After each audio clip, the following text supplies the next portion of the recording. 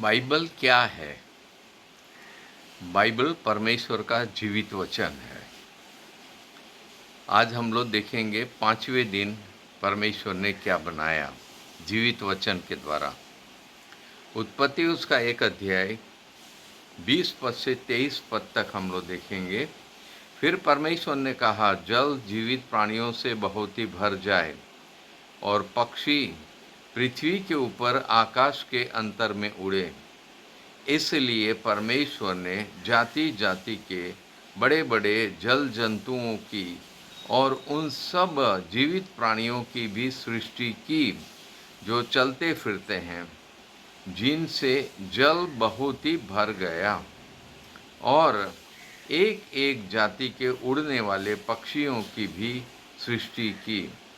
और परमेश्वर ने देखा कि अच्छा है, और परमेश्वर ने यह कह के उनको आशीष दी, फूलों फलों और समुद्र के जल में भर जाओ और पक्षी पृथ्वी पर बढ़े। तथा सांझ हुई, फिर भोर हुआ। इस प्रकार 5वां दिन हो गया। प्रभु के वचन के पढ़े जाने पर आशीष दे प्रभु। 5वें दिन हम देख रहे हैं परमेश्वर ने क्या क्या बनाया। जल की सृष्टि परमेश्वर ने की है। पहले ही उसमें हम लोग पढ़ते हैं 1 अध्याय के 2 पद में कि पृथ्वी बेडौल सुनसान पड़ी थी, गहरे जल के ऊपर अंधकार था। यानी पूरे ब्रह्मांड जो था वो केवल जल ही जल था। और परमेश्वर अब उसमें से क्या क्या सृष्टि कर रहा है, क्या क्या बना रहा है, उसको हम लोग देख रहे हैं। जल का फॉर्मूला क्या है? Scientific formula H2O। और ये हाइड्रोजन ऑक्सीजन, ये दोनों के रिएक्शन से जल बनता है। परमेश्वर ने कितना जल बनाया ये तो सोचने लायक बात है। हम देखते हैं कि जल के लिए परमेश्वर ने क्या निर्णय किया। बाइबल कहती है कि जीवित प्राणियों से बहुत भर जाए। अब कौन कौन से जीवित प्राणी हैं वो तो हम लोग जैसे जैसे हमारा साइंस प्रगति कर रहा है और हम लोग देख रहे हैं अपनी आँखों से, बहुत सारी चीज़ों का उल्लेख हम कर सकते हैं। दूसरा, आकाश जो बनाया, इट्स एम्प्टी प्लेस, स्पेस है, और इसमें क्या हो रहा है, कौन ये खाली रखना है कि भरना है इसको। तो आकाश के लिए लिखा हुआ है, पक्षी पृथ्वी के ऊपर आकाश के अंतर में उड़े। दोनों बातों का निर्णय किसने लिया है? परमेश्वर ने। फिर परमेश्वर के द्वारा की गई ये अद्भुत व्यवस्था है। It's a great arrangement of God. अब यहाँ एक बड़ी इम्पोर्टेंट बात जो मैं आपको बताना मांगता हूँ यह है कि पहले 4 दिन तक जल था, पर जल में प्राणी नहीं थे, मछलियाँ नहीं थी, बड़े बड़े प्राणी नहीं थे। 3 दिन तक आकाश था, पर आकाश के अंतर में कोई पक्षी नहीं था। क्योंकि हम लोगों ने अभी तक जो स्टडी की उसमें हम लोग इस बात को पाते हैं। चलिए, परमेश्वर क्या करना चाहता है, परमेश्वर की बुद्धि को यहाँ पर आप देख सकते हैं। इसीलिए मैंने बार बार कहा है कि परमेश्वर बुद्धि का स्रोत है। आप में बुद्धि की कमी है, परमेश्वर से मांगे।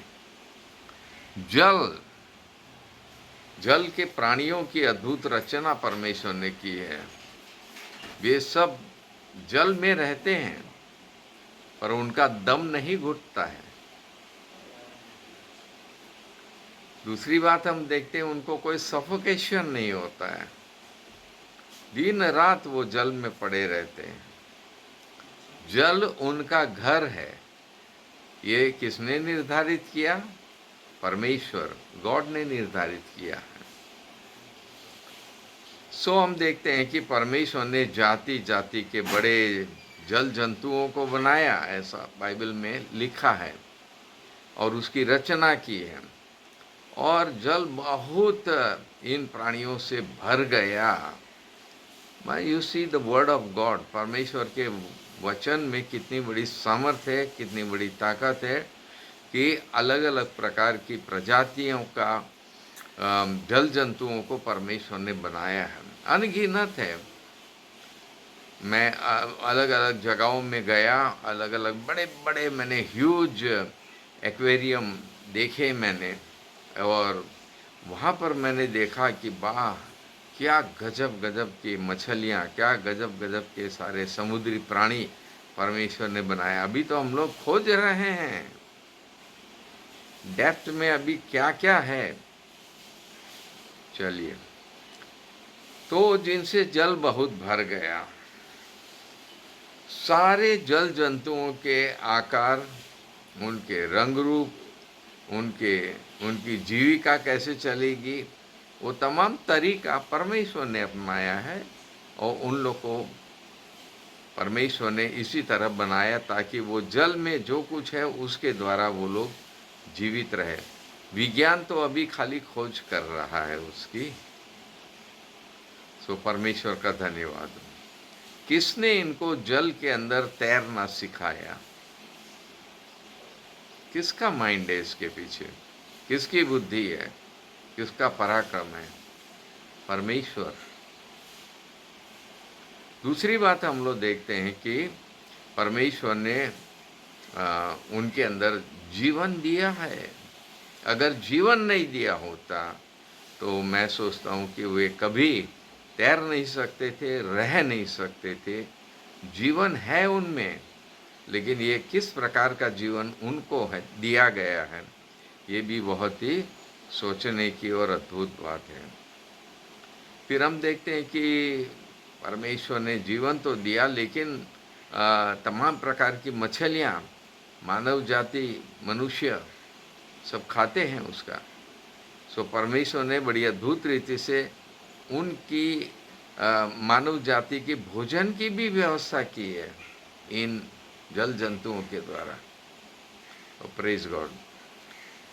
दूसरी बात हम देखते हैं कि आकाश, और आकाश को विभिन्न विभिन्न प्रकार के पक्षियों से, बहुत बड़ी बड़ी साइज़ के भी होते हैं, छोटी साइज़ के भी होते हैं, बहुत ऊंचे पर उड़ने वाले भी होते हैं, और नीचे थोड़ी थोड़ी डिस्टेंस पर उड़ने वाले पक्षियों को हम लोग देखते हैं। मेरे अपने कंपाउंड में मैं देख रहा हूँ कि 20 प्रकार के पक्षी मैं देखता हूँ रोज़। और रियली इट्स वंडरफुल। परमेश्वर कैसे कैसे अद्भुत पक्षियों को परमेश्वर ने बनाया है, और उन्हें उड़ने की क्षमता किसने दी है, ये एक बहुत सोचने की बात है। और ये अद्भुत प्रकाशन है परमेश्वर का कि अलग अलग प्रकार के जीव जंतुओं को बनाया, जिसमें मानव भी है, लेकिन हम बिल्कुल इन सब से डिफरेंट है। आगे हम लोग देखेंगे। लेकिन यहाँ पर हम लोग देख रहे हैं कि आकाश के अंतर में उड़ने के लिए जिन पक्षियों को बनाया, विभिन्न प्रजातियाँ परमेश्वर ने बनाई है। और साथ ही साथ हम देखते हैं कि बहुत सारे पक्षी जिनकी आँखों में इतना तेज है, वो इतनी ऊंचाई पर उड़ते हैं, लेकिन वहाँ से भी वो छोटे छोटे कीड़े मकोड़ों को भी देख सकते हैं। वो तुरंत आते हैं, खाते हैं उसको।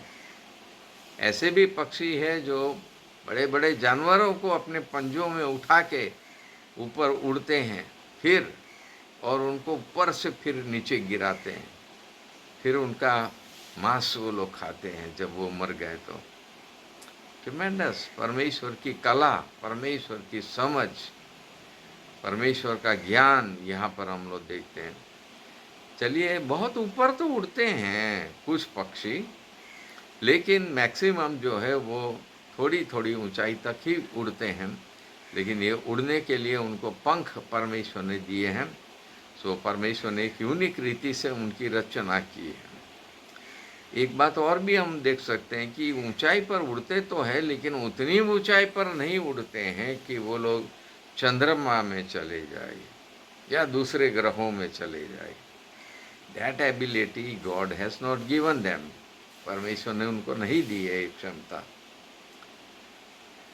और दूसरी बात हम देखते हैं कि ये पक्षी भी जो है, ये जैसे हम लोग चिकन बहुत ज़्यादा खाते हैं, और परमेश्वर ने इन पक्षियों को बनाया। कुछ ऐसे पक्षी भी है जिसका हम भोजन के लिए खाते हैं और उसका इस्तेमाल करते हैं। तो परमेश्वर ने भोजन की व्यवस्था की है मानव जाति के, मछलियों की भी और पक्षियों की भी। और हमारे नेपाल में यहाँ पर भगेड़ी नाम की एक छोटी चिड़िया होती है, तो विंटर सीजन में बहुत आपको खाने मिलेगी। वो उसको तल तल के वो लोग रखते हैं और खाते हैं। सो ट्रिमेंडस। लेकिन दो बातें बड़ी इम्पोर्टेंट यहाँ पर लिखी हुई है। पहली बात हम लोग देखते हैं उसके उसके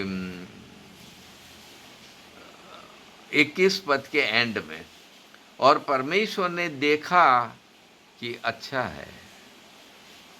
मतलब जल को उसने सारे जीवित प्राणियों से भरा। परमेश्वर कह रहा अच्छा है। आकाश को खाली नहीं रखा, खाली स्पेस नहीं बनाया, लेकिन वहाँ पर उड़ने के लिए पक्षियों को बनाया है, जो हम अपनी आँखों से देखते हैं, अनुभव करते हैं, समझते हैं। उनको अपने पास हम रखने की भी कोशिश करते हैं। तो ये दोनों को बनाने पर परमेश्वर लास्ट में कहता है, परमेश्वर ने देखा कि अच्छा है। ये सब कुछ बना के परमेश्वर खुद देख रहा है और कह रहा अच्छा है। पहली बात, परमेश्वर अपनी सृष्टि को कहता अच्छा है। दूसरी बात हम देखते हैं उसके नीचे के पद में लिखी हुई है, 22 पद में, और परमेश्वर ने यह कहकर उन्हें आशीष दी, और दे आर ब्लेस्ड। परमेश्वर के द्वारा आशीषित है। ट्रिमेंडस। तो पक्षियों के लिए यह कहा गया है कि उनको अच्छा भी कहा और उनको आशीष भी दी।